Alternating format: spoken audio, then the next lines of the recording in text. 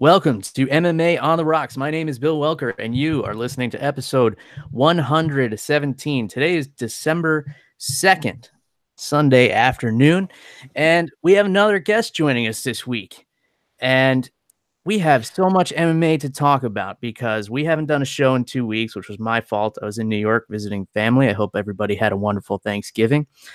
And in the meantime, we've had MMA action in China, in Australia, in Dallas, Texas, in Italy, for major promotions in Las Vegas.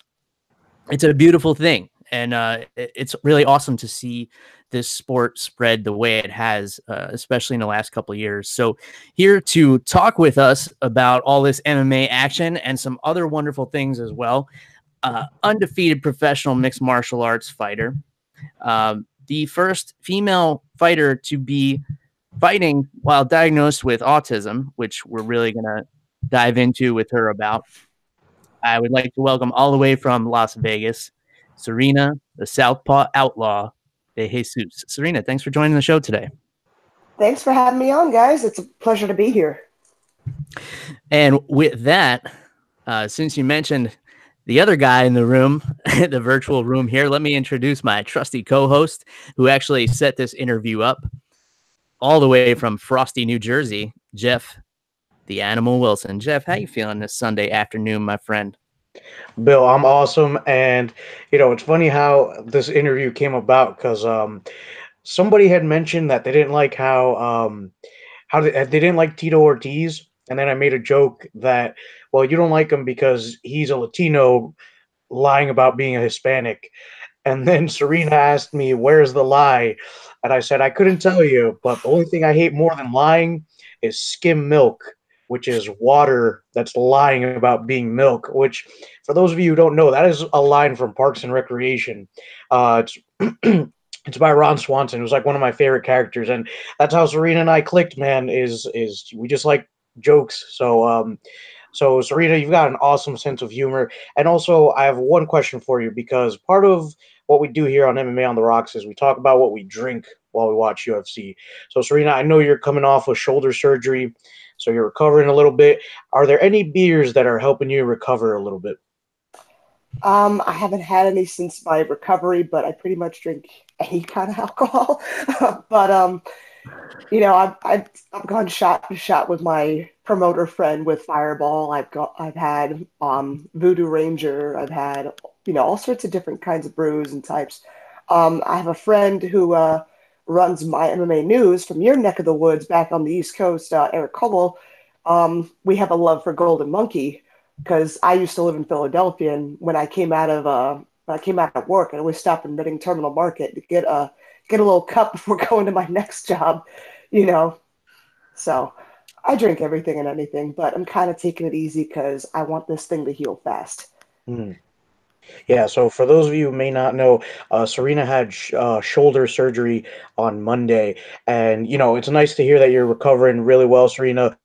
Obviously, because you're so conditioned to put your body through the ringer, I'm sure you're probably going to recover faster than if me or Bill had that surgery. I'm hoping so, because yesterday I'm like, look, Ma, no sling. And she's like, oh my God. Yeah, we were talking a little bit before the show about how when you're such a high level athlete, the recovery time is typically a little quicker. So we're glad to see that you're doing well, getting some flexibility back in that shoulder. Do you have a timeline as far as when you plan to get back into the cage, or you're just kind of seeing how your body feels and listening to that? Well, I'm hoping by at least this upcoming spring I can be back in, because they say it's 3 months for this to heal. So just for this to heal alone, then I got to rebuild the muscle in it. Then I have to brush up on technique, because I'm not going to go in there like not knowing what I'm doing, because it's a disservice to me. That's a disservice to anybody who's a fan of me. It's just I want to be in tip-top condition. And there are people who I have on a list I want to fight, and who also say they want to fight me. So I'm like, kind of bring that shit, So I want to be in my top condition when I bring that shit. So yeah. Absolutely. And it's good you're doing it the smart way, laying away from the booze. I don't think Jeff or myself would be as wise about it. We would probably be drowning our sorrows. But it's difficult. But I've actually, since it's Las Vegas and it's legal here, I've been using weed to actually help with the pain because that's okay. Hmm. Specifically, there's like stuff I've been using like strains for pain Yeah. because the narcotics, I don't vibe well with narcotics. They make me nauseous. I've thrown up on them. For some people, it affects their stomach, especially with me. So I kind of tossed it away, and I've been using edibles and stuff to help with the shoulder pain whenever like I have any spasms happening. It's been great. I'm not the type that goes out, hey, it's 420, let's praise it and blaze it, yo. It's just more I use it for my sleep or, just for the pain. And it's been good so far. Yeah, absolutely. And little known fact that marijuana is actually an approved substance out of competition for USADA. So Hmm. when guys get busted for it, it's usually because they're smoking a lot of it, like really close to their fight, Hmm. which could be an advantage as far as the mental aspect of the game. There's a big debate there, but for recovery and things like that, definitely, toke up if it makes you feel better. It's so hilarious because given my best friend is in the UFC, Roxanne Modafferi, I also get USADA emails to kind of help, just in case I need to help her out with anything. Mhm. And they send an email out that before the last UFC card, which Roxy was on, and it said it was a warning to everybody to stop smoking weed. It was like 2 weeks before the event. So USADA is sending emails telling everybody to kind of lay down the pre-rolls and whatnot to just kind of chill. And I'm just laughing my ass off. I'm thinking to myself, the day Roxy smokes weed is the day I'm running around in a pink dress out in public. So, speaking of USADA, Serena, I was actually wondering, because you are a pro fighter, do you, not in the UFC yet, but we hope to see you there soon. Um, do you have to like answer to USADA? Do you ever have to like, do they ever come by and just ask about supplements and stuff? How does that work for you? Because I'm outside the UFC, I'm technically outside of USADA jurisdiction as well. Unless the promotion I'm fighting for utilizes USADA, they don't really bug me. I mean, it's hilarious when they catch me in my pajamas, like bang on the door at like 6 in the morning for Roxy. And I mean, the nurses and the people who are in are cool, but it's just like they don't bug me. And even if they did, I'm pretty boring. I mean, all I take are multivitamins. I don't take any weird shit, and I smoke weed for my insomnia or when I'm in serious pain. So that's about it. They'll pretty much find nothing. They'll just hear me ramble on about anime and video games and shit. They'll probably get sick of me and just leave before they even do the testing. So Serena, you brought up your friend and roommate Roxanne Modafferi, and we saw her last fight, and Mhm. it was an unfortunate set of circumstances because her opponent didn't make weight, which seems to be Again, yeah, it seems to be somewhat of an epidemic lately. And I don't personally have a solution. I'm kind of getting tired of being annoyed by this. Jeff and I both every week on the show, we're always ranting about the guys and gals who are missing weight. How much does that frustrate you and your camp? Because I know you're around, when these things are revealed, if an opponent doesn't make weight or something like that, which is pretty much half the job. And I believe Dominic Cruz refers to it as sanctioned cheating, which it I is. love that term. So how does that affect, your teammates and your camp when something like that happens? It's really annoying because here's the thing. I feel like a lot of people outside of, of MMA or who at least are not knowledgeable don't realize we are nowhere near our fighting weight. We're there for like a few seconds and then we go right back up. For example, the only reason I'm fighting at 135 is because I'm in the same walking weight, which is important for everyone to know. The same walking weight as other women in my division. So the walking weight for 135ers are anywhere between 155 to 165. I'm kind of hovering in the middle at 162 right now. Mhm. And we cut that weight. We diet and then we kill ourselves by cutting out the water and we look like a dehydrated SpongeBob SquarePants on that fucking scale. And it's bad. I've had some bad weight cuts, but even in my amateur career, never fucking missed weight. Even when I looked horrible with my eyes sunken in and everything, I made the weight, fought my ass off, and did what was right because that is the right thing to do. even when there was no financial penalty or whatnot, as an amateur when I was doing that. It's the right thing to do and do it. And I'm sick of people cutting weight wrong to the point they're going to damage their organs. Like Sarge, the first time she missed weight, had kidney failure. Mm-hmm. What makes me upset about people doing that to themselves is they have families. Are they really going to kill themselves and leave their families behind to get a weight advantage over somebody because they're fighting people smaller than them? Get the fuck out of here with that shit. Fight right. Fight your right size. Measure the competition. If you're short or whatnot, sucks to be you. I don't know. Do something about that. But shit, get it right. The only way this whole situation's gonna fix itself is if every single athletic commission will do what one championship is doing with the urine tests. That is the only way it'll fix itself. Because, like, for example, no one wants to fight in California because of the crazy medicals and stuff they're doing for safety. They'll opt to fight in other state athletic commissions to avoid that nonsense. But if everybody adopted what California was doing, not that I kind of agree with it yet, then no one would have a choice. But it has to be a united effort by all athletic commissions, and they are still very fragmented.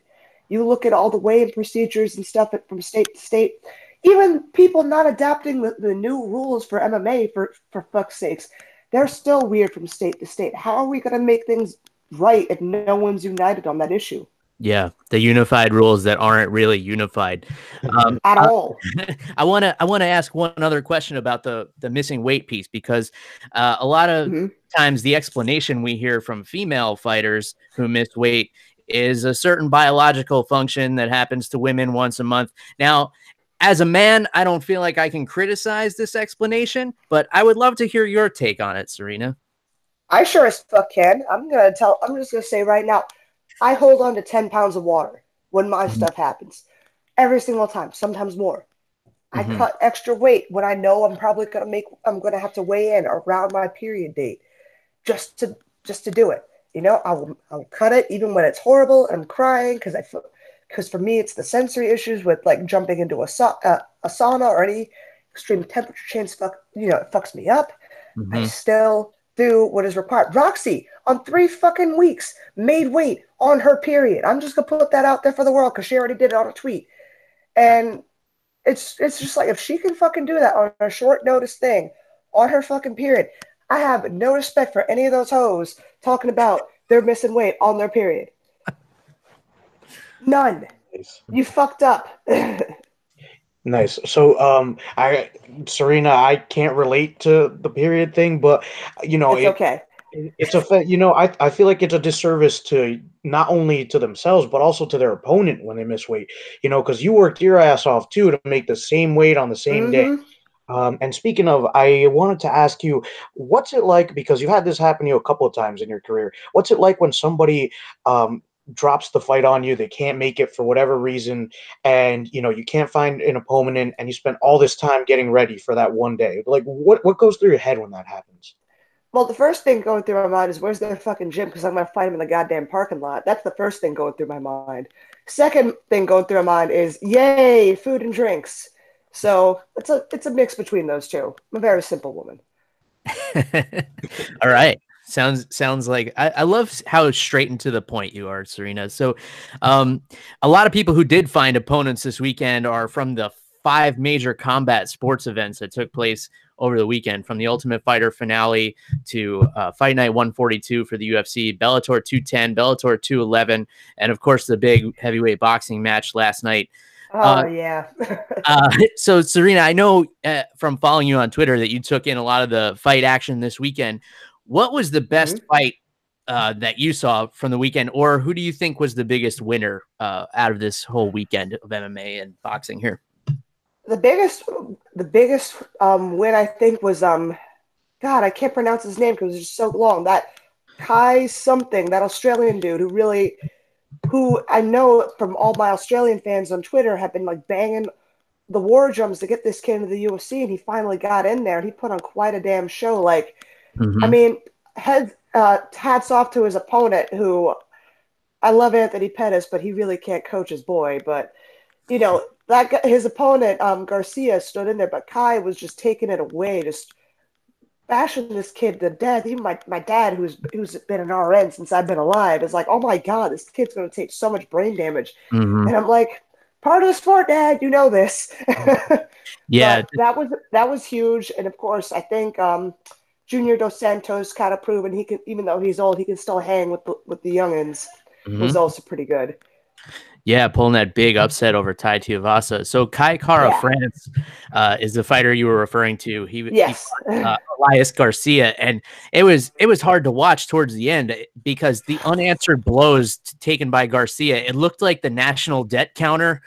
If you had to put a number to it, I don't know how many unanswered blows this guy took, but credit to him for hanging in there and still diving for submissions and stuff. Jeff, I'll refer to you. What was your biggest takeaway from the weekend of combat sports action here? Oh man, Bill, for me, I gotta give it to this light heavyweight Jimmy Crute, man. Oh yeah. Yeah, he was looking awesome in there. Another Australian, I believe. The grappling exchanges he had with Paul Craig, who's a very, very tough guy.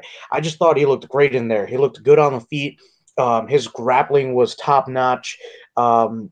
And from the half guard, Bill, he was able to crank this really tight Kimura. I thought that if Craig didn't tap, he was going to lose his shoulder. I thought his shoulder was going to get separated from his body at some point. So, huge shout out to Jimmy Crute. He's looking like a really, really good contender in this light heavyweight division. I can't wait to see what's next for him and where his career goes from here. It was an awesome performance. And Serena, I know you can relate to that feeling of the Kimura. It looked like Paul Craig was just so exhausted. He couldn't fight it off anymore. And I was like having a Vietnam flashback with that shit. I'm like, fuck. No, tap, quick. But yeah, shout out to my man's Jimmy Crute for having the Avatar, The Last Airbender, earthbending symbol on his one pec, and the Umbrella Corporation and a raven on his other. I'm now a fan. I have to follow this man. Yeah, for sure. He put on a great performance. And we might as well talk about this too. Paul Craig has a shaded puzzle piece tattooed on his rib cage, which of course is a symbol of autism awareness. I was planning to bring it up a little bit later, but why don't we get into this? So of course, April 2nd is Autism Awareness Day, but I don't think there's ever a bad time to bring it up because it's one of those things that everybody kind of knows about. I think a lot of people are very aware of autism, but I think very few people actually understand it. And I know Paul Craig, former school teacher back in Scotland. I myself am a former school teacher. Jeff here is a current school teacher. So I think we have a pretty solid understanding of what autism is. I've trained with people who have autism, so I know how it can affect fighters. But I would really love to get your take on this, Serena, as far as how does it hinder your ability to do what you do, if at all, or how does it help you? I have sensory issues. I got light and noise sensitivity, so a lot of times when you probably see me in photos, I have a hat on, and if I'm outside, my glasses, because I'm blind as shit, go dark. And I'm always wearing headphones or something. So it used to be a lot worse until I had CBD oil. So CBD oil has been a boon. It's been helping me. And it's not illegal. So if I ever have to worry about, and it's legal with promotions too. I just kind of disclose like, look, autism. I'll even bring out I even have my psyche valve laminated. So I can just bring out like, look, here's my psyche valve. It proves it. Y'all can have some CBD oil with me if you want. It'll chill y'all the fuck out. Maybe. But yeah, I'm just like, look, I need it for my, light and noise sensitivities. I'm not trying to do any weird shit, and I show the lab report of the CBD I have that shows it has no THC in it either. So normally I get like a free pass. I'm like, okay, yeah, cool, whatever. But I play by the rules. If they say no, I'll be like, all right, I'll just double up on the dose before I go in. But, I just run it by and just get a yes or no from the promotion. But it really helps with my light and noise sensitivity because before I would just kind of like, kind of stim backstage, kind of like flap around and just kind of rock, kind of get myself into it. And I think everything changed. I got tagged in 10 seconds in one of my Emmy fights. I wasn't prepared for 17,000 people. I was prepared like maybe a small. I wasn't prepared for how loud 17,000 people was going to get. And after that, I adjusted. I got CBD oil. I learned how to use it, and it really helps me with dealing with crowds. dealing with social anxiety and all that. And it's been great. I mean, it's not a hindrance anymore, and honestly, I think autism's been great for me. I had two other siblings who are on the autism spectrum. They both train. One of them is a freshman in high school, and they're huge, 6 foot. It's 190 pounds. He's wrestling at 180, and he's like, I want to be like you when I grow up. And he picks me up. So all the times I pick him up, change his diapers, whatnot. Now he's picking me up, and I look like a disgruntled toddler in his arms. And he's doing well at wrestling and jiu-jitsu and whatnot. It's a set schedule, same people we're going to go, and the same kind of movement we're doing over and over, drilling. It's a boon to people with autism, I think. And yeah, I love it. So the biggest hindrance obviously is the sensitivity to the lights and the noise and everything like that. But you took that as a problem. You used your problem solving skills and a little bit of help from some very natural substances, and you figured it out and you overcame it. What is it about autism that has actually helped you as a martial artist and really improves your game, so to speak? Well, I think first off, the autism keeps me humble because I've been treated like trash before, so I don't treat other people like trash. And I love to learn new things. It's always been kind of a thing of mine. You can ask Roxy, I'm like a walking random fact book, but I retain information, I think, a lot easier. So I'll remember things a bit more, do it, and I think I focus and think things through a bit more. So you'll notice in my fights, I'm very big on counter-striking. That's probably my favorite thing to do. For me, it's fast-paced chess. I'm figuring somebody out. I'm figuring what to do to counter what they're doing and make them look stupid at the same time. Not, kind of have an exciting fight here and again. Kind of tired of getting decisions, though. I'm hoping to finish somebody whenever I get back in next. I haven't had a finish since my first amateur MMA fight. And I choked out a jiu-jitsu instructor. So, wow. Well, here's to hoping. But yeah, I think it helps me focus in, zero in on my objective a bit more. Because this is something I love. This is something I do. So. Awesome. I think it's so inspiring how you take something that would possibly hold a lot of people back and you're using it to advance yourself and do something that you're passionate about.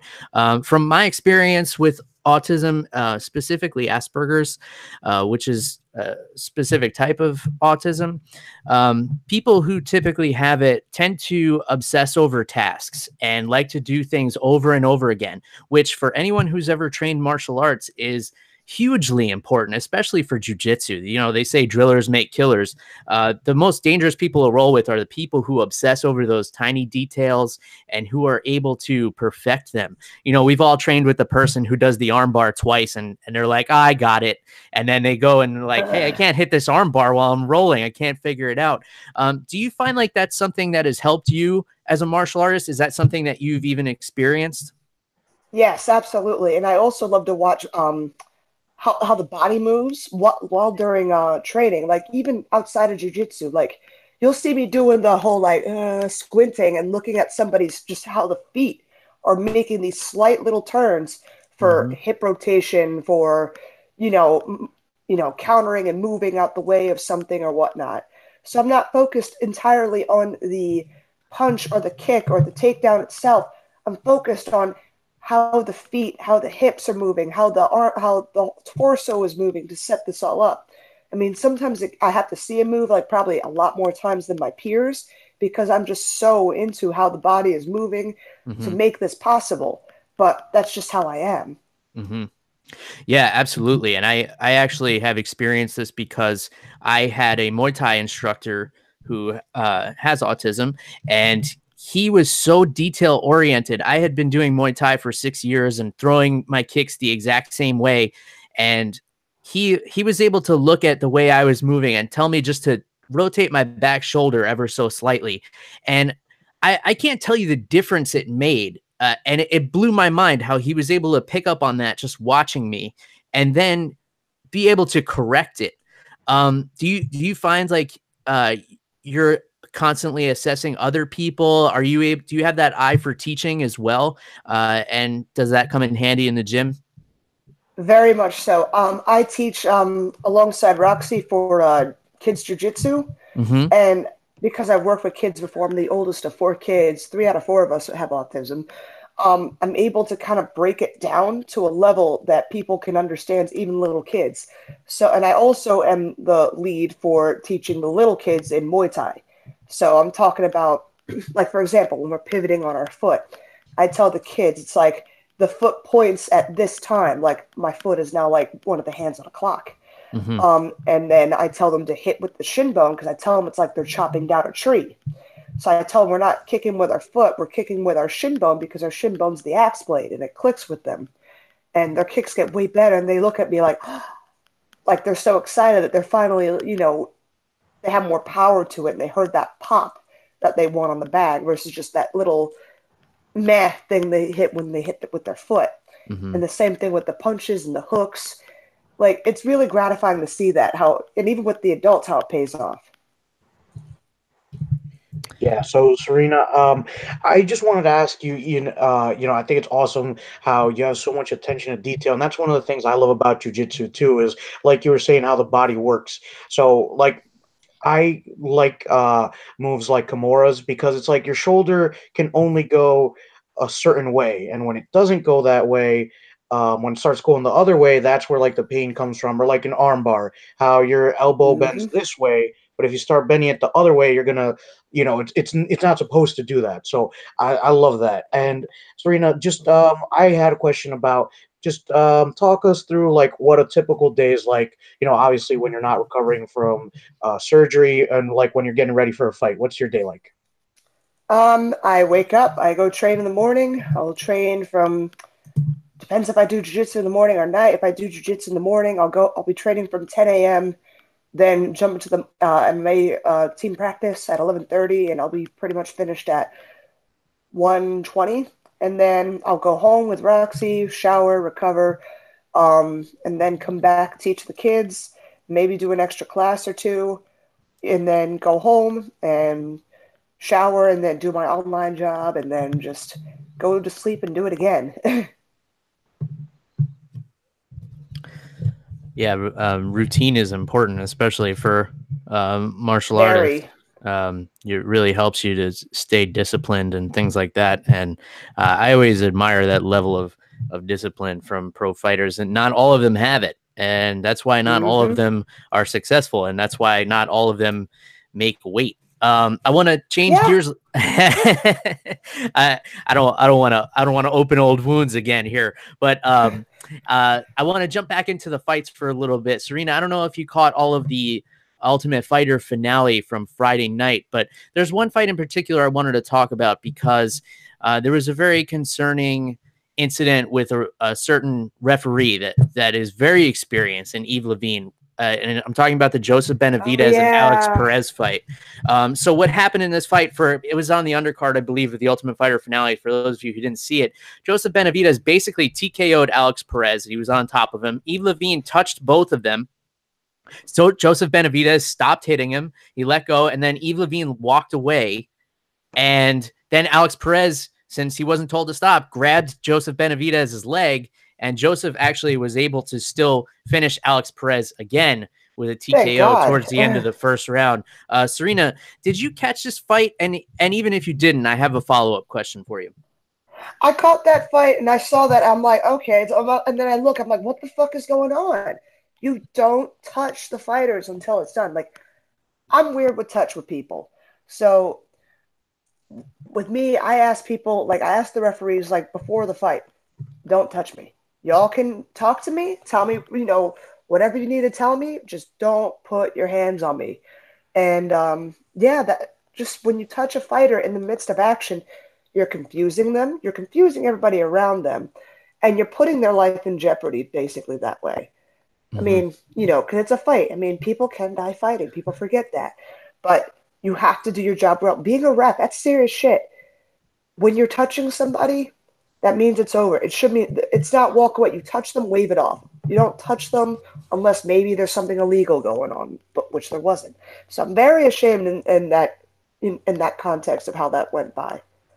Yeah, it's really unsettling to see, especially from an experienced referee such as Yves Levine. So is this something that's ever on your mind while you're fighting? Do you really worry about that referee in there, or if they're gonna do, like, if you're in a tough spot or something, you worried about them stopping it, or is that just not even a thought that crosses your mind in the moment? It doesn't really cross my mind at the moment. I'll be worried if I see who I have as a referee. My second Ami fight, I had Steve Mazzagatti as a referee, Oh and Jesus. I was sweating bullets. I'm like, oh fuck, and I proved to be right because I accidentally got an elbow to the eye, and I got a cornea abrasion. So like last few seconds of the fight, I'm like kind of doing this, Mm, so I'm already blind as shit. I'm nearsighted now. I just lost one of my eyes for the moment. mm-hmm. So And it was kind of, and he didn't see or say anything. I'm like, you gotta be fucking kidding me. I'm about ready to shout mid fight. This is why you don't rep for the UFC anymore. oh But boy. I'm not. Yeah. Yeah, I had to like kind of maintain myself, my composure, because I'm dealing with a heavy-handed Samoan at the time. So Oh boy. Yeah, and of course elbows to the head, illegal in amateur MMA, correct? yeah, I mean it was an accident, so I don't really hold too much against my opponent. I'm holding everything against Steve Mazzagatti, though. Jesus Christ. I think a lot of people hold a lot of things against Steve Mazzagatti. And Those Mario who are. Yamasaki.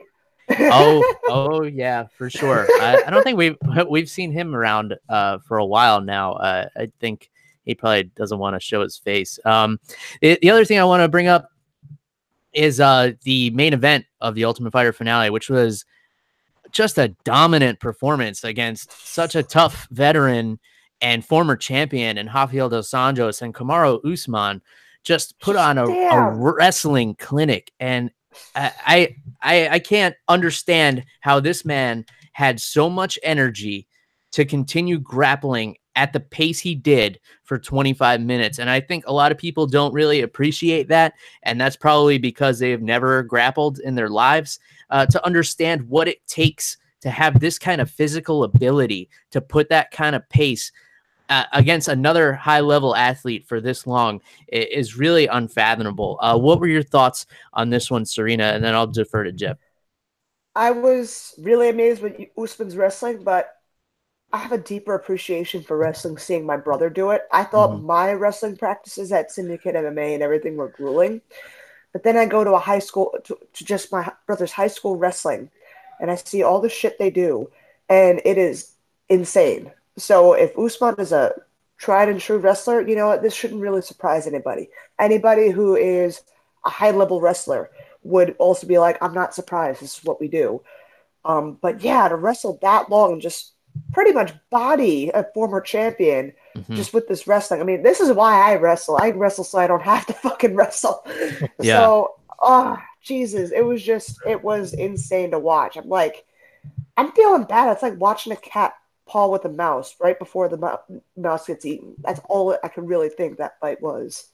Yeah, it was so impressive. I'm always blown away by displays of wrestling like that, because a lot of people don't realize that wrestling is a sprint. It's not really an endurance sport. So when you're able to sprint like that for 25 minutes, it's really an amazing task. Jeff, what were your thoughts on this main event Friday night?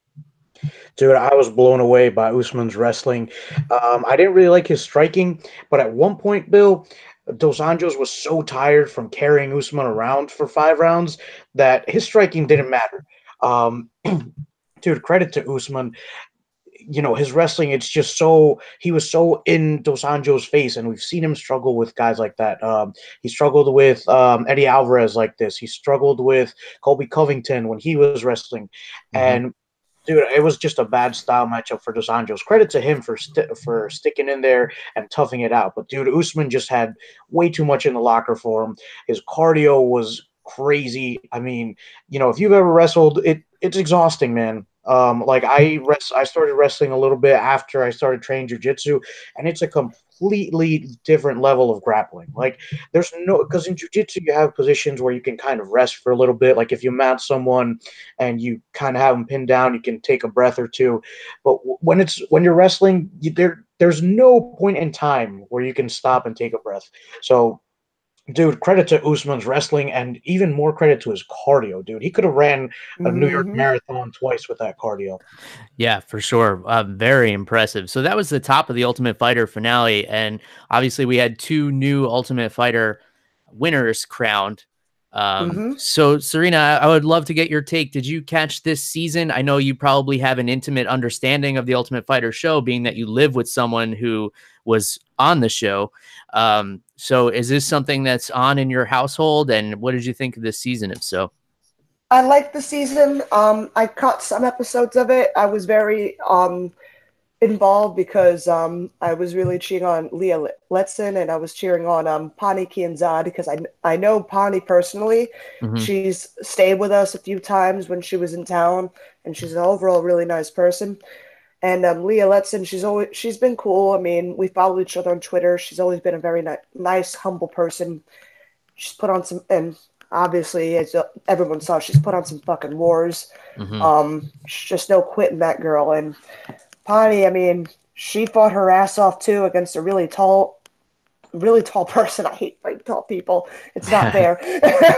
Same. But yeah, but she put all she had out there. She didn't give up. She fought as hard as she could until just, she couldn't, and at least she's in the, I mean, it sucks she didn't win, but at least she's in the UFC, and I really think the season's well done. And unlike everybody else, I really do like watching Tough. I like Hmm. learning more about the fighters and stuff behind them outside the cage. I mean, yeah, fights are wonderful. Fights are the shit. But I also like to see the human element behind it, which is why I love watching Tough. Yeah, and I think that's what really helps a lot of people get involved too. I mean, the first season of Tough let people behind the doors and see that these are actual human beings that are in here. I think there are a lot of stereotypes about fighters, and obviously a lot of them aren't true. One of them being that these guys and girls are just Neanderthals. But if you look a little deeper, you'll see that 80% of the UFC roster has a college degree. So we have to just continue doing our part, us as part of the media, and you, of course, as a fighter, to continue breaking down these walls, breaking down these stereotypes. And we do that by letting people in, which I'm really glad you gave us an opportunity to do today. So, Jeff, did you catch the finale? I know you enjoyed this season of The Ultimate Fighter. What were your thoughts on the performances of the winners? I thought they looked great in there, man. I was surprised that Justin Frazier made it into the final. Not that he's a bad fighter, but it just seemed like there were times where the training maybe was a little too much for him. Mm-hmm. But his wrestling's phenomenal. I thought Juan Espino looked phenomenal in there. Was able to get that. Was able to basically get Frazier in a crucifix. And once you separate those arms, man, the arm locks get a lot easier because Uh-huh. it's 2-on-1. It's hard to fight it off. I was kind of hoping for a younger heavyweight to win because, Bill, we've talked about how this heavyweight division, it's like the same 3 or 4 guys, but Juan Espino is about 38, I think. But I'm excited to see his career a little bit. As for Macy, I believe it's pronounced Chiasin or Kiasin. Um, that was a phenomenal fight. I really liked the women's final Hmm. because Pani Kianzad, her armbar was so tight. I really thought she had it. And then when I saw Kiasin get out of it, I was like, fuck. Like that's one of those things that like it just like when what's his name? When Tyson Fury sat up from getting knocked down by Deontay Wilder. It was like that type of moment, but with submission grappling. Um, so, dude, this week that the tough finale was super, super exciting. I really enjoyed both of the final fights. A couple of other fights I enjoyed on here. Pedro Munoz versus Brian Caraway. It was a really exciting fight. Mhm. But yeah, Bill, just top to bottom, I think that this tough finale was a little bit more captivating than some of the other finales we've had in the past. I don't know if it's because of Usman and Dos Anjos, but I just felt like a lot of these fights were really, really exciting. Yeah, and if I had to give the people listening a fight to go back and watch that you didn't catch, I would recommend Kevin Aguilar and Rick Glenn. Really spectacular performance and debut by Kevin Aguilar. So the finale was great. I think there was a definite skill discrepancy amongst the heavyweights, but I felt that the female featherweights were very competitive. And the good news for Pani Kianzad, even though she came up short in the finale, is that she's walking into a division that doesn't have a whole lot of people in it. So, Serena, we know that the Ultimate Fighter isn't going anywhere. I think for a long time we thought this would be the last season. And as I mentioned, you have an intimate knowledge of how this show goes because you live with somebody who's been on it. Is this an experience that you would be interested in down the line should it come up? Probably. I'll have to find ways to adapt because people don't know this, but in the Ultimate Fighter, no books, no music, obviously no phones, no internet. You are completely cut off and isolated. And I could probably make it. I mean, I'll bring cards and shit. I don't know. But yeah, I mean, you're allowed to get stuff in the outside world. Like you pretty much how Roxy was putting it, you write it down on a little list and the TV people go out and get whatever you need. Yeah. And I'm thankful that my CBD sponsor, my friend Kenny, who runs a place up here in Las Vegas called the Healing Panda. If I ever need more CBD oil for my sanity, I'm just like, here's the place, go get my shit. And yeah, I think I'll be okay. Yeah, for sure. Little plug for the sponsor there too. I like it. Yeah. So, I mean, hey, if that's the quickest path to get where you want to be, obviously the goal is to end up in the UFC. I don't want to make assumptions as far as what your goals are, but UFC, end up with the belt. There you go. I like it. So I'm glad to see that you're willing to make adjustments to make that happen for yourself. It's really awesome to hear. So we have a lot of other young up and comers like yourself who are fighting this weekend, and they didn't do so well against the old school MMA fighters in Australia. So the Australians coming up short against guys who just have been doing a little bit longer and who were underdogs and people were probably counting out a little bit. You mentioned Junior Dos Santos getting that nasty TKO victory over Tai Tuivasa. Mauricio Shogun Hua getting it done. I thought one of the most impressive performances of the weekend. So obviously I want to get your take on this fight. Now, Serena, what were your thoughts on Shogun and his, I would say, comeback win over Tyson Pedro? I mean, he took some punishment in that fight and hung in there. I didn't expect that. I did not expect that. But goddamn, that old man strength, though, that is some shit you don't mess with. I'm thinking, oh my God. Excuse me. I'm thinking, oh my God, he's not going. Oh my God, what the fuck did I just watch? It was almost like a switch flipped off and shit just changed. I'm like, wow. Yeah. It may surprise you to know that Shogun's only 37. He's been doing this. It seems like he's been doing this forever. Yeah, right. Since I was a little girl, man. Yeah. I remember being really young watching him, but you got to remember he started fighting when he was like 19 over in Pride. So he was like a really young superstar over there. And, he's won 4 out of his last 5 and people we're still kind of writing him off here. Obviously he had the big loss to Anthony Smith, but everybody's losing to Anthony Smith lately since he moved up.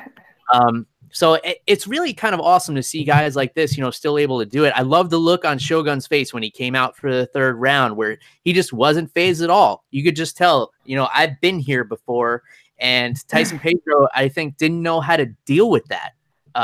And that seemed to be his downfall there. Obviously, his knee buckled a little bit, and there may have been an injury there, but can't take anything away from Shogun. I mean, he beat the brakes off of that man.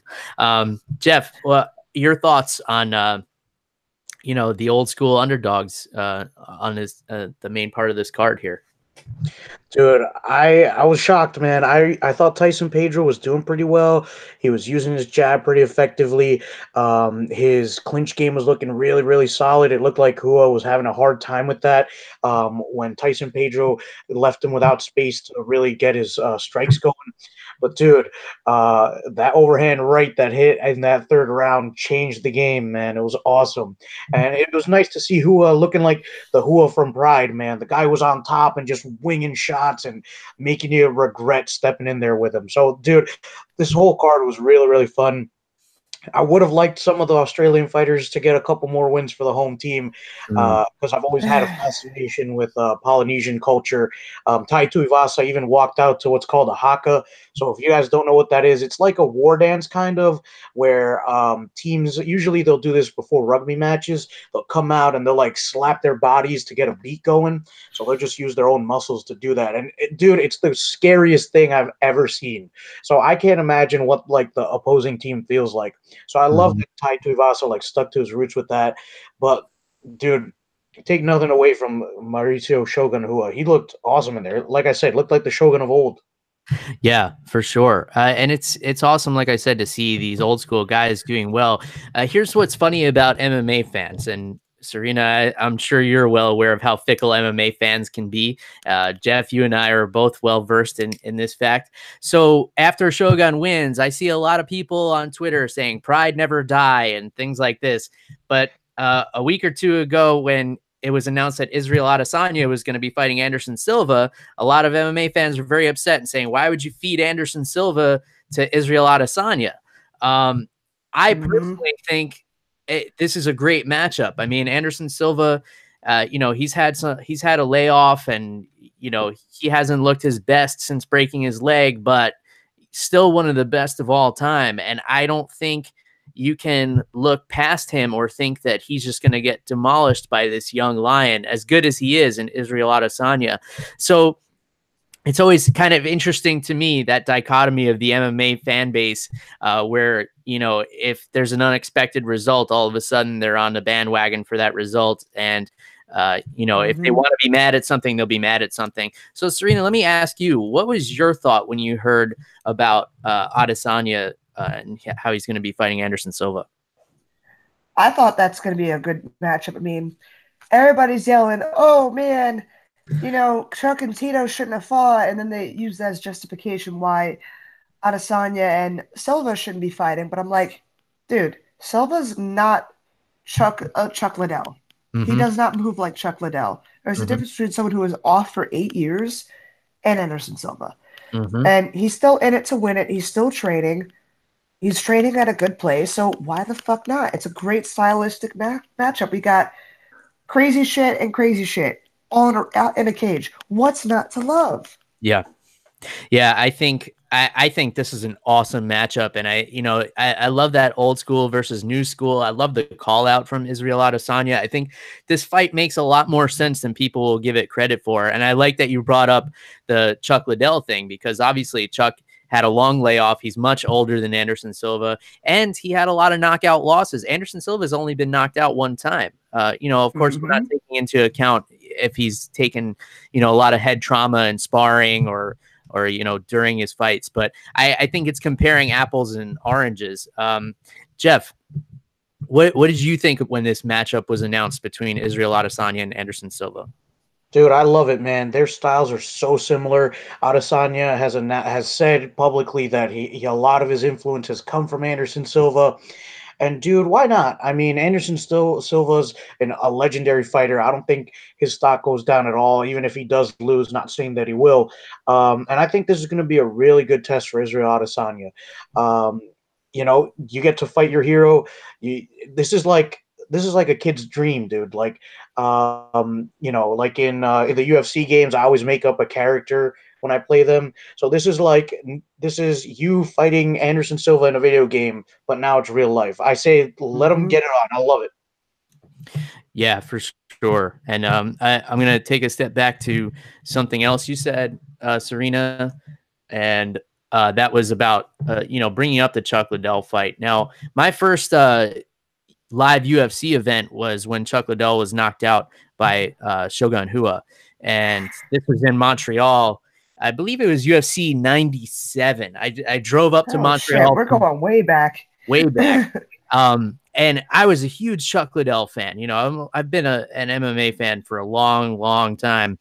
So I drove to Montreal from New York to watch Chuck Liddell get knocked out by Shogun. And as much as I was a fan, I really respected, Shogun's ability to do that. And of course, that was, towards the downward spiral of Chuck Liddell, but I still have so many awesome memories of Chuck Liddell and, what made me a fan of his to begin with, his just brawling style. I mean, he fought a guy in Brazil for 1 30-minute round inside basically a fishing net. This is one of the baddest motherfuckers of all time. And it was it broke my heart to watch him get back in there against Tito Ortiz, a guy who in his prime, he wiped the floor with twice. So Serena, I'm sure you have an opinion on this. How did this fight affect you from last weekend? I didn't like it. I really didn't like watching it. I mean, when I was just seeing how Chuck was on the pads, I'm like, put the fight in the trash right now. Just like, nope, throw it out. Mm-hmm. And yeah, it's just like, it was not the same Chuck we grew up with. It really wasn't. And then Tito, he still looks like a monster. And he did well in his last fights, a majority of them. Yeah. I mean, and he's still scary. I remember shaking his hand once when I was at one of the California Invictas. My whole hand fit in his paw. It was a scary fucking sight. And I'm like, oh my God. But yeah, just it shouldn't have happened, I think. And the pay was not exactly what was promised in terms of it being better than the UFC, because Oscar De La Hoya is like, I'm so disgusted on how MMA fighters are paid. I'm going to fix that. Yeah. The pay was basically the same shit. It wasn't anything fantastic. And the gate was like, what, 7,000 for people who are in? Yeah. 7,000-ish. And the pay-per-views are like under 30K. I'm like, what were you trying to do? Yeah, and I think what's even more disheartening is the way the undercard fighters were paid, which, from what I hear, was pretty abysmal. It's not great. Yeah. My coach was on that, Tom Lawler. I mean, it sucks to see how his fight went, but yeah, he was on there, and yeah, he was talking like a little bit about the pay. I mean, he wasn't. I guess he was grateful. I mean, he was, but he told me what it was. He told everybody it was. It was just like, oh God, Tom. For sure. But I mean, man. Tom everybody Lawler, on that card. Tom Lawler, a guy though that's not going to shy away from a fight. We know that much about him. That's one tough dude. Never shies away from his very fun weigh-in ideas.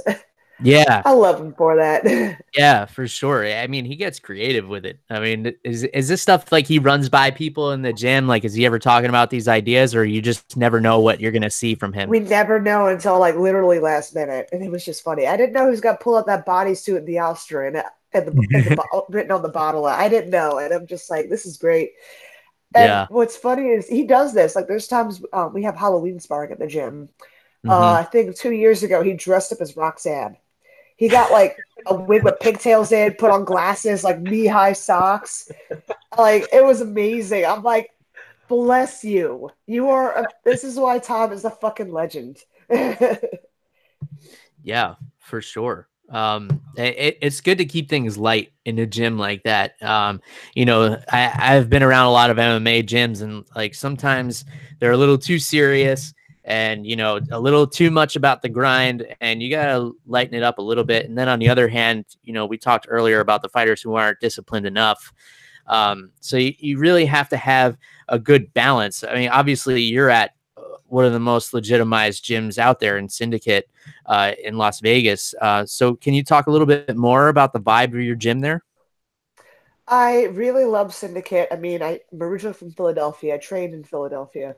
But Philadelphia MMA, as much as I love my city, it doesn't have a shit together. It has great Muay Thai, has great Jiu-Jitsu, has great boxing, but we seem to be unable to wrap it together. And our state athletic commissioner in Pennsylvania does not seem to help with how he acts toward MMA, in my opinion.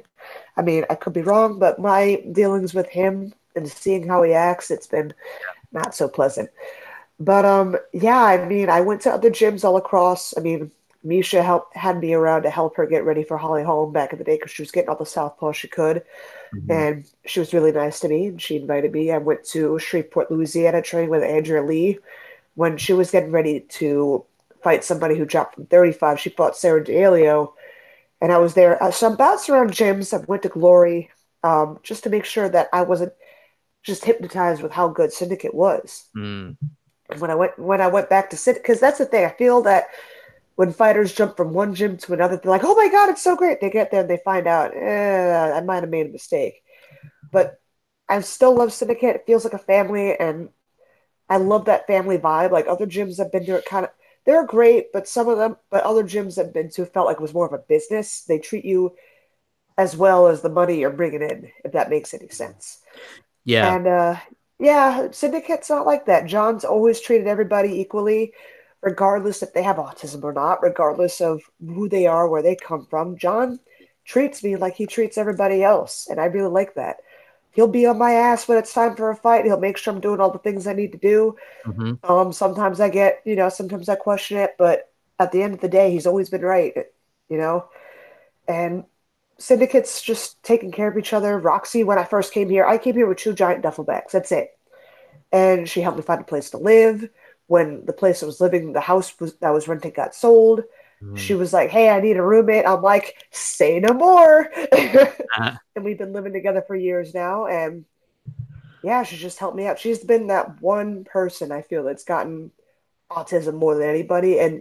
But it's been a learning experience with the gym too, and they've understood it and they've helped me too. So I really appreciate it for Syndicate and all they've done, and for my coaches and all they've been doing with me too.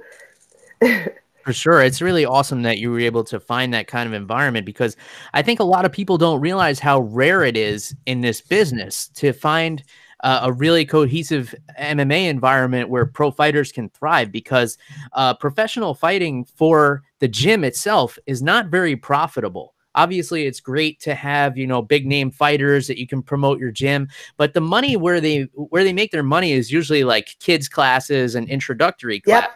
Because that's all the monthly memberships. For some gyms, it costs them money to train pro fighters. So the fact that you have coaches and owners and everything like that that are passionate and helping you out and really, adapting their style to accommodate you is so awesome. And I'm really glad that you've been able to find that. And obviously, where you stand because you're training with people who've been to the big show. So you know what it takes to get yourself there. And I really think that that's a positive situation for you to be in. Mm-hmm.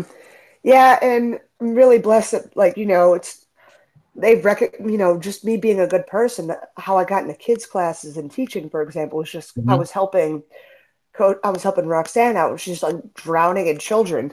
And and it went from me helping her to me like the coaches taking me and saying, "Hey, well, your membership fee is waived and stuff like that," and whatever, and then just giving me kids classes to teach, because I'm not doing it for the money teaching these kids. I'm doing it because I freaking love these little kids. Yeah, they remind me of my siblings when they were small. Now they're all like either as tall or friggin' giant than me, and it's fucking stupid. Yeah. But the kids love me. I mean, they've been asking where I've been since my surgery, and I'm gonna get back to teaching them. I mean, I'm gonna have my assistant, which is another kid I teach, and a teenager I teach. She's like basically a mini me. Her attitude, even her movement and her style is exactly like me. I've been like kind of glued to Mowgli teaching her. So she'll be demonstrating the moves while I help keep order. And you know how kids are when one teacher's out, they all are like freak out, like, "Oh my God, what's going on?" You know how that works. As school teachers, you both know how that works. Yeah. So Jeff the ship will be Yeah, we've both spent ship time. will be run back and just put back to normal. So I'm excited. I miss them. And when I wasn't able to train, they're the only thing keeping me from being depressed. So it's going to be back to normal. They're going to have Coach Godzilla back, as they call me. And they know my love of Godzilla, so they call me Coach Godzilla because I always talk about squishing people in jiu-jitsu. That's a great game plan to have in jiu-jitsu. You managed to come away with 2 awesome nicknames. Like most people don't even get one good one. I don't think I've ever had a good nickname at any of the gyms I've been at. How did your Southpaw Outlaw nickname come about?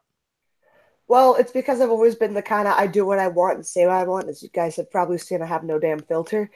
And I've always loved Dan Hardy, but I'm not going to take the Outlaw from him. Plus, everybody says the Outlaw anyways.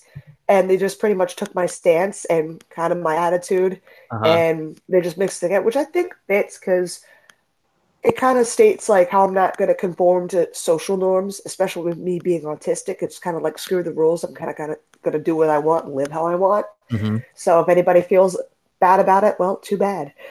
And yeah, there's that. And the Godzilla thing, because I've always loved Godzilla. My uncle got me into it when I was still in my dinosaur phase as a kid. So I watched all the old school Godzilla films on VHS and everything. And when I went to Japan this summer with Roxy, I was losing my shit entirely. I went to this hotel. It has like a Godzilla head, like a giant Godzilla head peering over the building. Oh, cool. That blows out the smoke that looks like it's the atomic beam that it uses. Uh-huh. And there was like Godzilla shirts I bought. I went to the Godzilla store in Shinjuku. It was a good time. And I went to Akihabara and lost my mind to like all the nerdy anime and video game stuff with her. Like, and even my fight shirt, it has me riding Godzilla into battle, which was, and it says coming to a cage near you. It has the Godzilla footprint on the back. Yeah. Was that your first trip to Japan? Yeah, it was my first trip. It was amazing. I got so fat because the food was so good, but worth it. Yeah, it's really an amazing country. I got the opportunity to go about 2 years ago, and I actually got to see an MMA event at the Saitama Arena, which is like, Ooh, yeah, the mecca for the Holy Grail. yeah, some of the greatest pride fights ever. I got to see a UFC event in the Saitama Super Arena, which was really cool. Japan is really a special place. I've been trying to convince Jeff to get out there for a couple of years. Do it. For sure. Yeah, it's really an awesome. That trip held a special place in my heart because Roxanne was taking me to all the places she used to train, people she used to know. So it was basically a historical trip for me, learning about my buddy more in depth. Because I don't know if you guys got her book and read about it, but if you read about her book and her time in Japan and everything, I got to meet pretty much a lot of the characters in there, from her host mother to her former training partners and coaches and whatnot, and friends of hers. It was a really fun experience overall. From nerding aside, it was just a really cool thing. And I love the Japanese MMA fans because everybody just talks shit. Everybody outside Japan, in regards to MMA, talk shit. Like, for example, when Reina lost in the I think the semifinals and the Ryzen tournament, everybody was like, "Heal up, you'll get back stronger next time. You'll get it the next time." Meanwhile, we have MMA fans here saying, "Oh, they're trash." Like, I lose a fight. I lost that one fight in 10 seconds. Everyone's saying, I got a weak jaw, I got trash. Never mind them not seeing me taking like a lot of hits before and still being able to like hit somebody right back and put them into place, making them look like their neck almost snapped in half. Yeah. But that's just the nature of the beast. It's why, like, honestly, I wouldn't mind a fight in Ryzen when it's time. I wouldn't mind fighting King Reina, since she's the only Japanese woman my size over there. I wouldn't mind it. That way I wouldn't have to cut water weight. I'll just show up on weight, be like, "What up, bitches? Let's do this." Awesome. And I get to fight and I'll maybe fight the Ramen Cup man for an exhibition match. I would watch that on pay-per-view.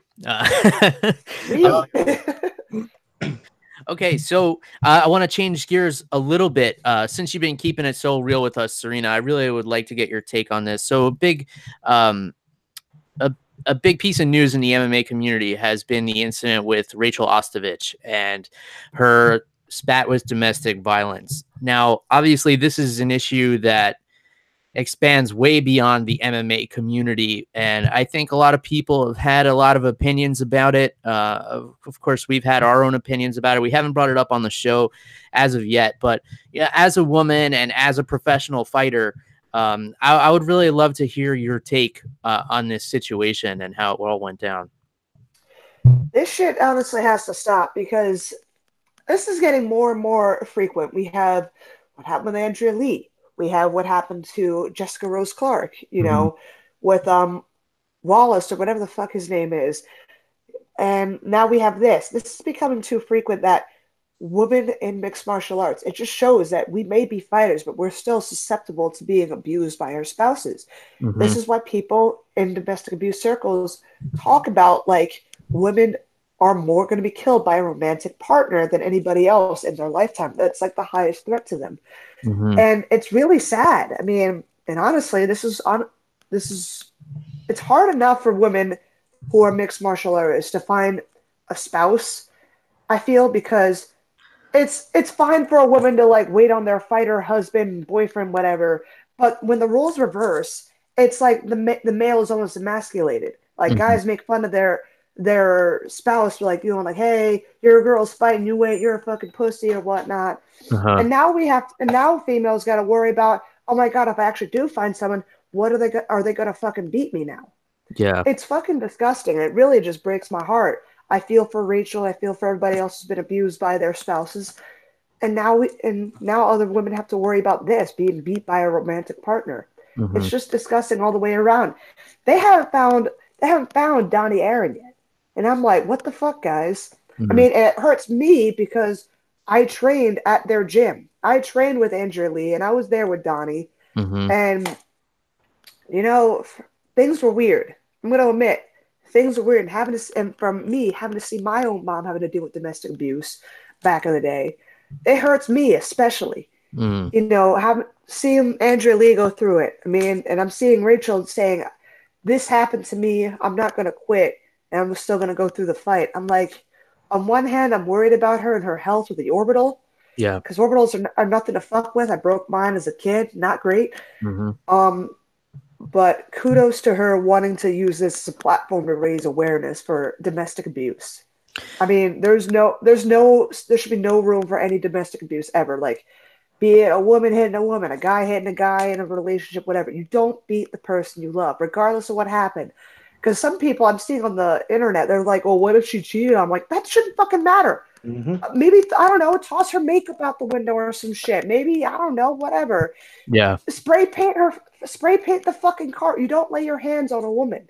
You don't lay your hands on someone you love, period. It's just fucking stupid.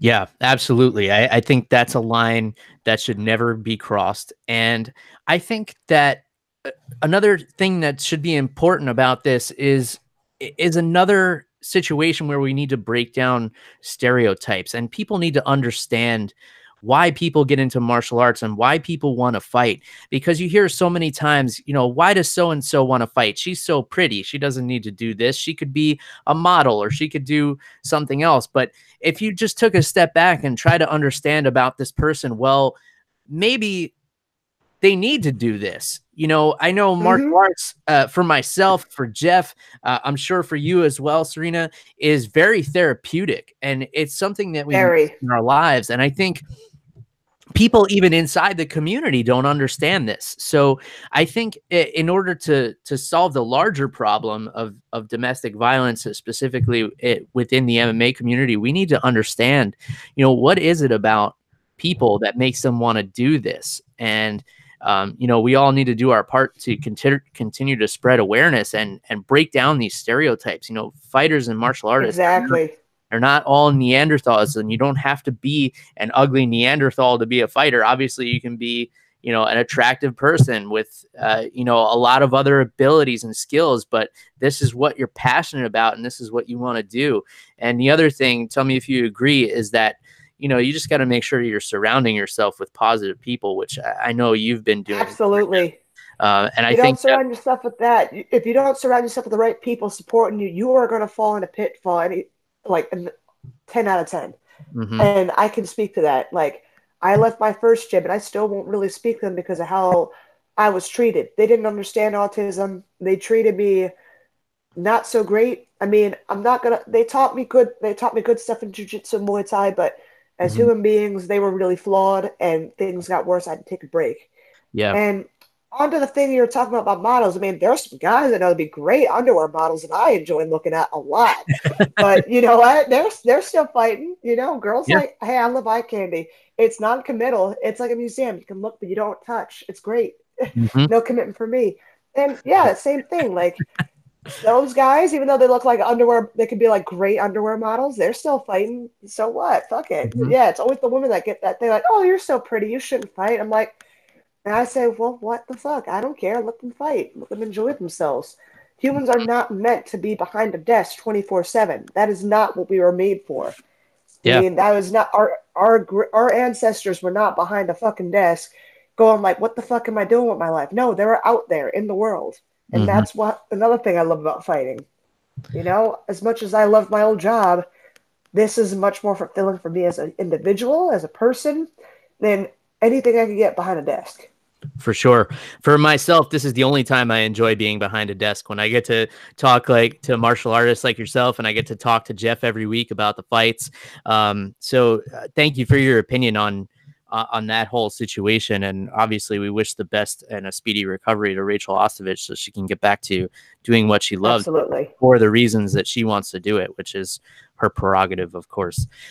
So we have, as much, I almost have like a hangover from all the combat sports action this weekend, but next week we have UFC 231. We might finally get to see Max Holloway and Brian Ortega. Holy shit. How awesome will this fight be if it happens? And I really hope it does. So I hope the Drake curse doesn't happen. Oh my God, I hope the Drake curse doesn't happen. Jesus Christ, get that man away from any fighters. Yeah, why would Max Holloway hang around with him? So for those who don't know what Serena is talking about, Drake was hanging around with Conor McGregor before he fought Khabib, and obviously we know how that ended. And we just saw an Instagram post recently of Drake hanging out with Max Holloway. So hopefully this is not a superstitious thing, but I personally really hope we get to see this fight this time. I hope both fighters arrive to the contest healthy. Obviously, Max Holloway's had a couple of scares the last couple of times he got prepared to fight. But man, what a stacked card we have. I mean, as much as I want to say, like, I'm tired of combat sports because I watched 5 cards this weekend, I'm so excited for this one coming up. We have Valentina Shevchenko and Joanna Jędrzejczyk for the inaugural flyweight championship.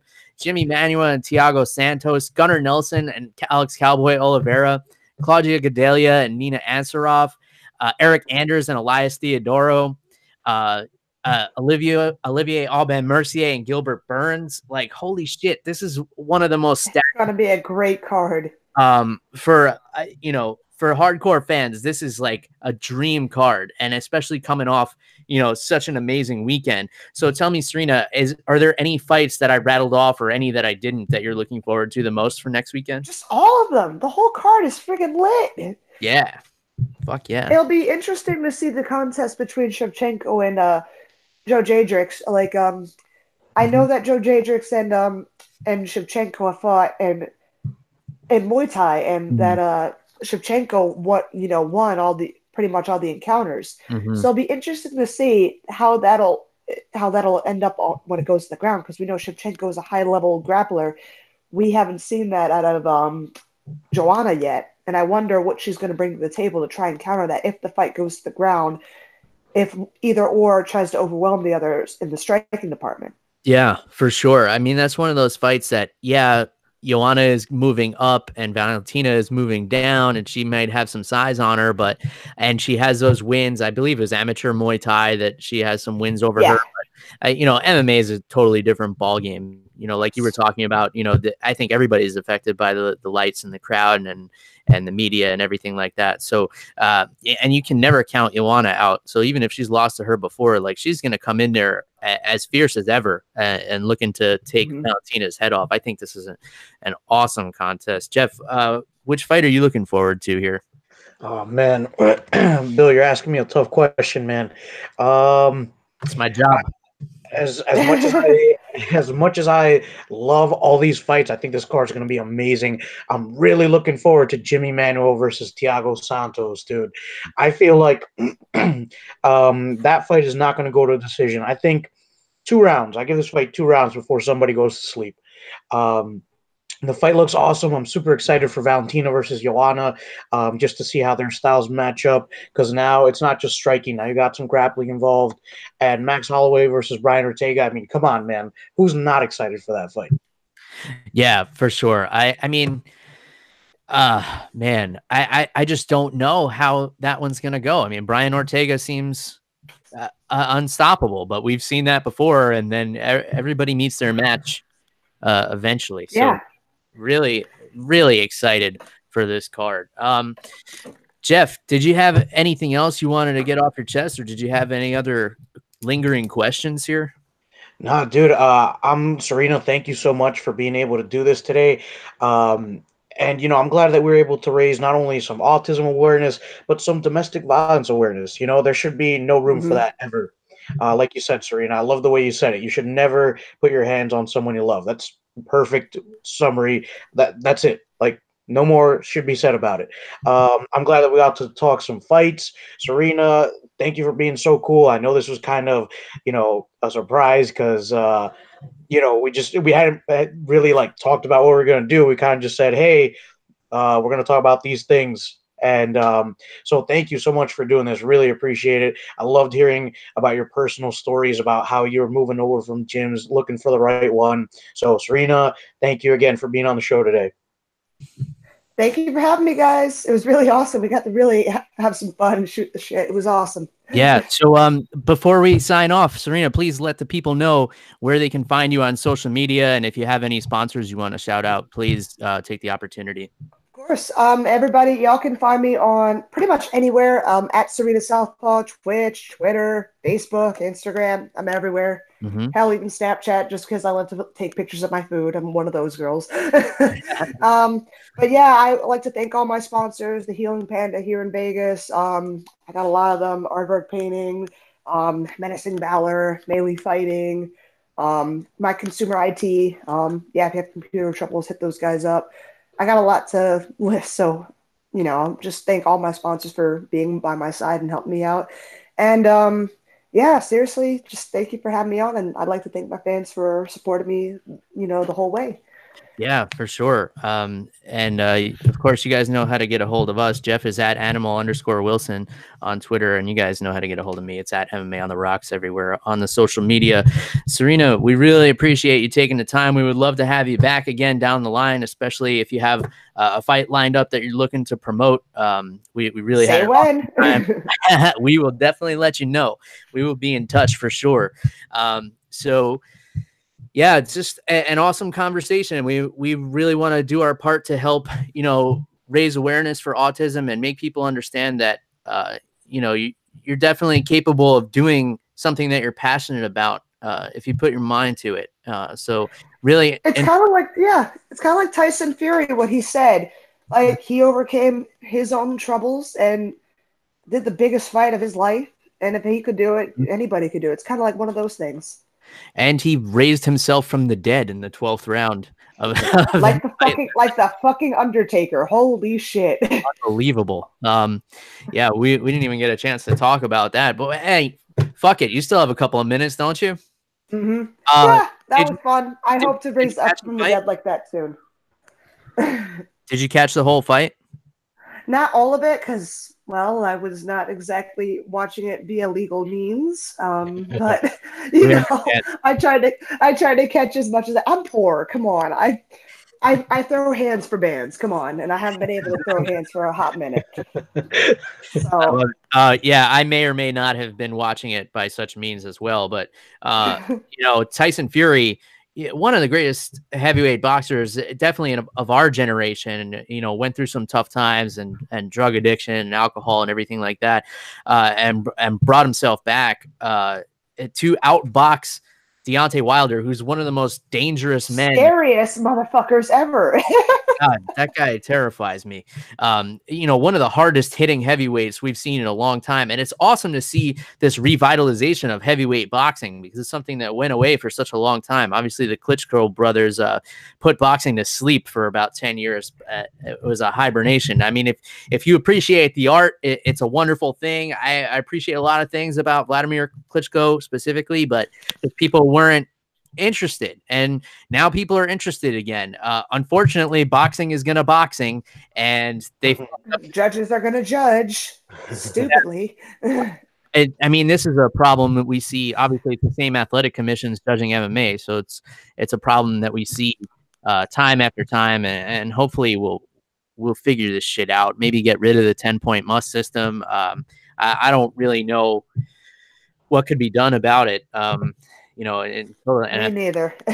National Athletic Commission hires me, but I don't think they particularly like my show, so I don't think they'll be tuning in.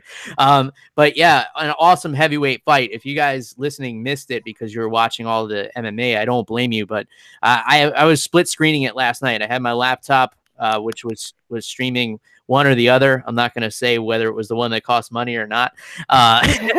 Smart man. And yeah, I was watching. It was hard not to pay attention to either or because there were such great fights. But if you're into boxing and you missed this one, go check it out. And even if you're not into boxing, it was a really great fight. I mean, really technical performance from Tyson Fury. And then at the end of the fight, he just got murdered. And then I actually saw his soul leave his body. And then when the ref said 8, he just sat up like nothing happened. He just resurrected him. Good morning. Yeah. Unbelievable. He gets up, he's walking around, he's talking to the ref, and then he finished the fight. Like, what a bad motherfucker. So we got to see these two run it back since Anthony Joshua doesn't seem to want to fight either of them. Not in the United States anyway, which is unfortunate because I would love to see any combination of those three fighting going forward. Hopefully it doesn't take place the same night as an MMA event. All right. We covered so much. Obviously, to break down the entire cards or preview the entire card for next week, but hopefully everybody enjoyed this episode, something a little bit different. And Serena, again, thank you so much for giving us your time on this Sunday afternoon or Sunday morning for you out in Las Vegas. And we hope to see you again soon. All right. Thanks for having me on, guys. Seriously, it was a fun time. All right. Until next time. Cheers, everybody. Goodbye.